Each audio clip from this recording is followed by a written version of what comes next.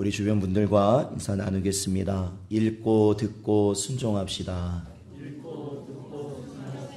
네.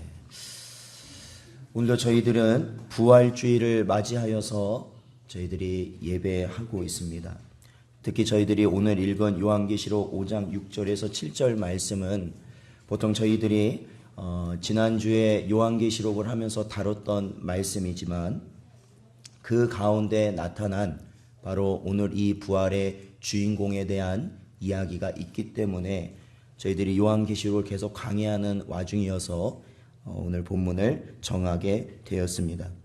저희가 지난주에 이 계시록의 말씀을 강의하면서 아마 그 가운데 있는 6절과 7절에 나타난 어린 양과 그의 모습과 또한 그가 보좌 위에 앉으신 이에서 두루마리를 취하셨다는 그 내용을 저희들이 살펴보았습니다. 어떠한 내용인지 살펴보았습니다.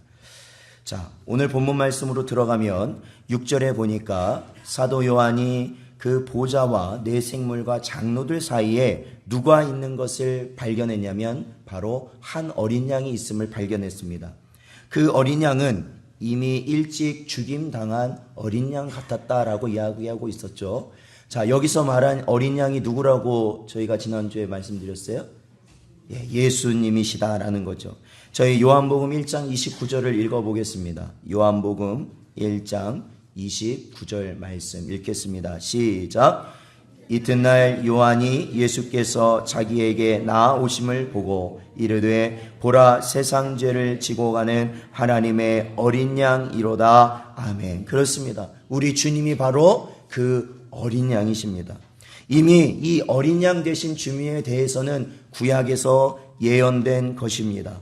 저희가 잘 아는 출애굽 사건에서 애굽을 탈출하기 직전에 죽음을 면하게 할 때에 어린 양을 잡아 그 피를 문 틀에 바름으로써 그 죽음을 면할 수 있었습니다.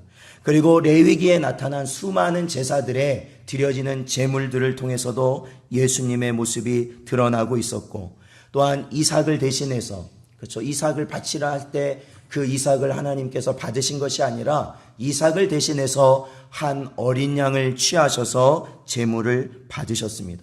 그리고 아담과 하와의 사건에서도 그들의 수치심을 가리시기 위하여서, 그들의 죄를 가리시기 위하여서 한 짐승을 잡아 그 가죽으로 옷을 만들어 주셨는데 바로 그 짐승 역시도 바로 예수님을 의미하는 것입니다.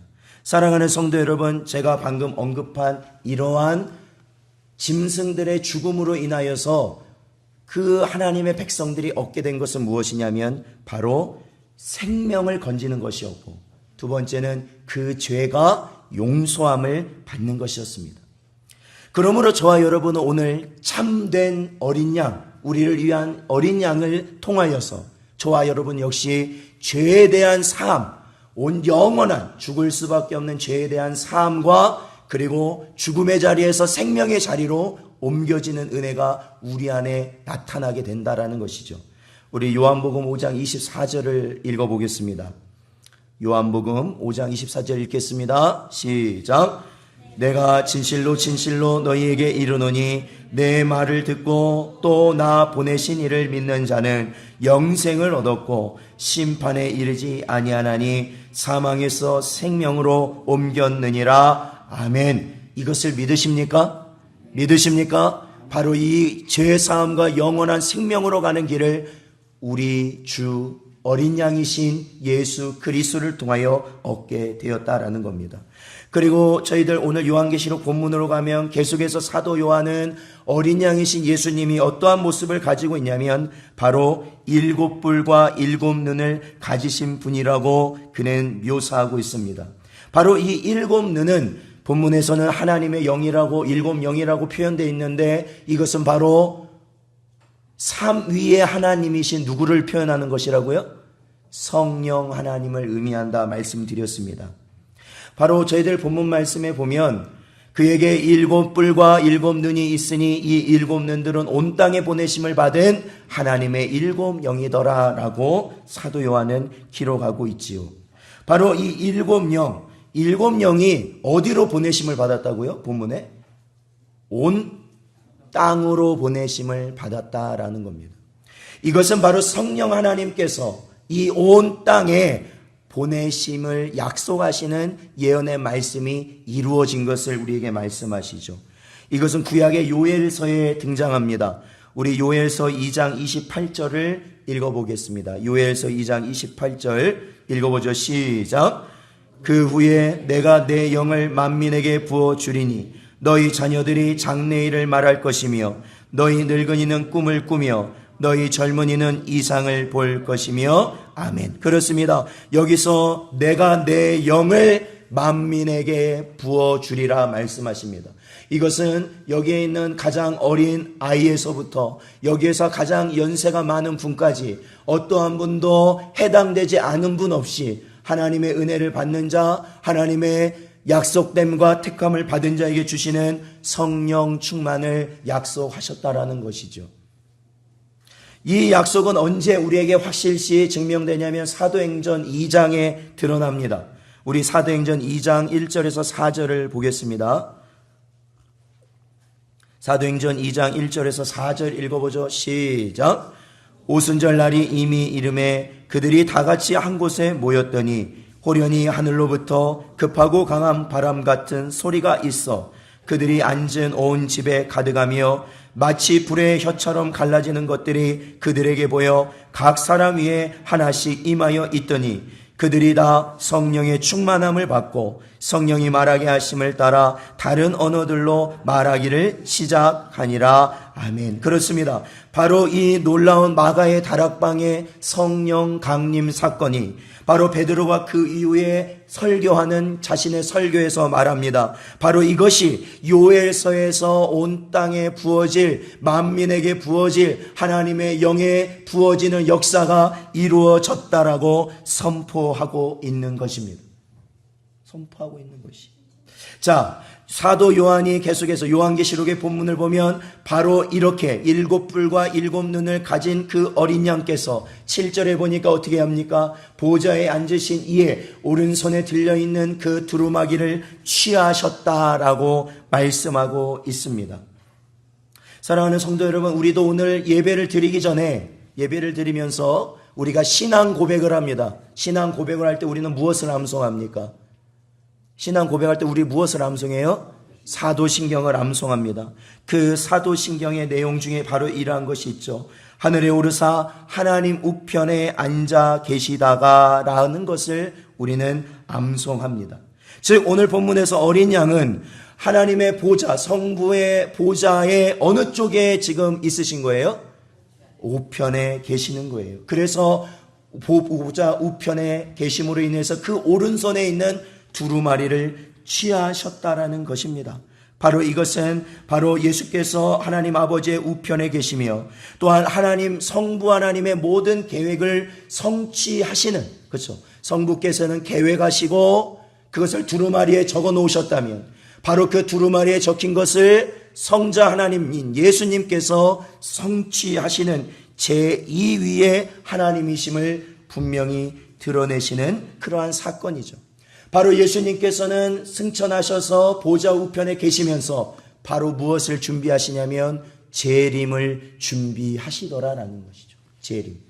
그래서 그 재림의 그 순간까지 성부께서 두루마리 가운데 계획하신 모든 일들을 이루어 가시는 분이 성자 예수님, 즉 어린 양이신 예수 그리스도라는 겁니다. 그래서 저희는 오늘 본문을 통해서 세 가지를 저희들은 살펴볼 수 있습니다. 그것은 바로 어린 양의 죽음을 통해 이루어진 구속의 역사, 구속의 사건입니다. 그리고 또한 7영, 즉 성령 하나님께서 이 땅에 보내주심으로 인하여서 주의 백성들의 안에서 나타나는 거듭남의 역사를 통한 바로 우리의 거듭남의 중생의 역사를 볼 수 있으며 바로 세 번째는 예수 그리스도, 어린 양이신 예수 그리스도께서 그 주권을 다시 회복하시고 재림 때까지 그 주권을 가지시고 하나님 아버지의 일을 이루어 가시는 세 가지의 모습을 오늘 저희는 본문 말씀을 통해 본 것입니다.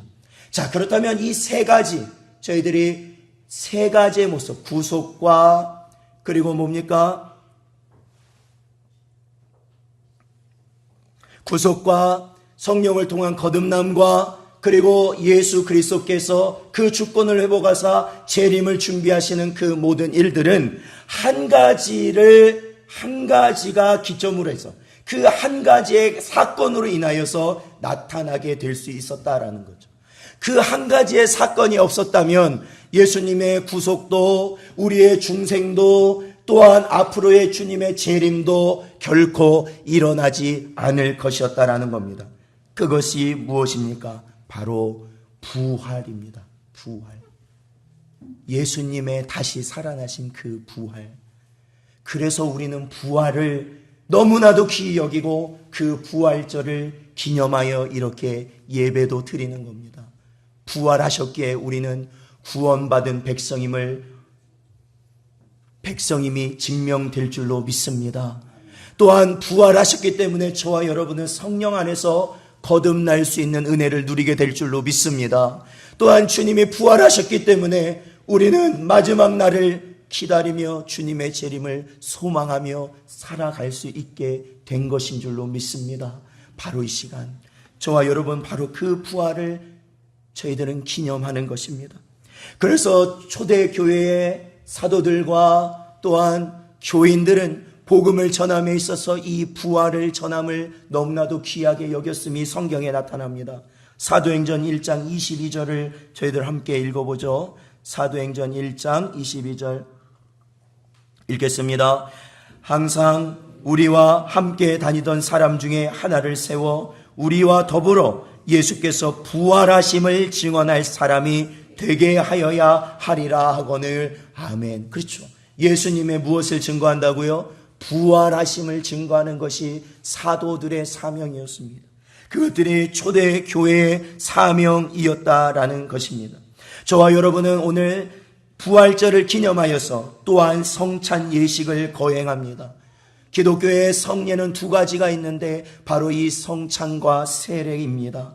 이 성찬이라는 것은 예수님의 몸과 피를 먹고 마심으로 인하여서 예수님께서 자신의 몸과 피를 다 흘려서 우리에게 모든 생명을 허락하신 그 구속의 은혜를 허락하신 것을 나의 눈으로 바라보며 내 손으로 만져보며 내 몸으로 넘겨가며 우리는 그 은혜를 경험하는 순간이 바로 성찬 예식입니다. 이 성찬 예식은 주님이 오실 그날까지 있어야 될 것이다. 주님은 말씀하셨습니다. 오늘 이 시간 이 부활을 기념하는 이 시간에 저와 여러분이 주님의 몸과 주님의 피를 마실 때에 우리 안에서 역사하시기 위하여서 우리를 위해 죽으신 그 어린 양과 부활하신 주님과 또 하늘 보좌 우편에서 우리를 다스리시며 주관하시는 그 주님을 생각하며 나아가는 저와 여러분 되시기를 주님의 이름으로 축원드립니다. 기도하겠습니다. 하나님 감사드립니다. 이 한 시간에도 저희들을 불쌍히 여기시고 아버지 하나님 오직 주를 향하여 나가는 저희들 되게 하셔서 이 시간에도 저희들이 이 성찬 예식을 거행할 때에 아버지 하나님의 크신 뜻을 이뤄나갈 수 있도록 주님 함께하여 주시옵소서. 간절히 바라오며 예수님의 이름으로 기도하옵나이다. 아멘.